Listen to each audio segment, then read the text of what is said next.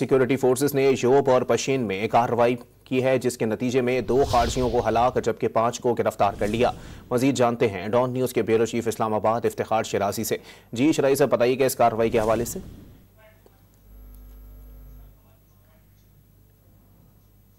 शराई साहब, बताइएगा इस कामयाब कार्रवाई के हवाले से क्या तफसीलात सामने आई हैं।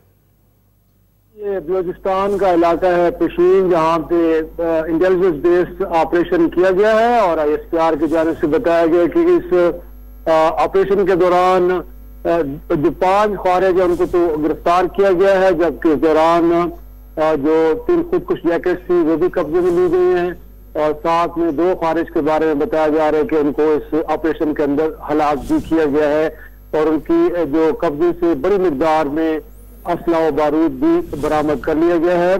और इस वक्त भी इलाके में इस बात को मेक श्योर करने के लिए कि वहाँ पे कोई और दहशतगर्द मौजूद हो, सिक्योरिटी फोर्सेज अपना ऑपरेशन जारी रखे हुए हैं।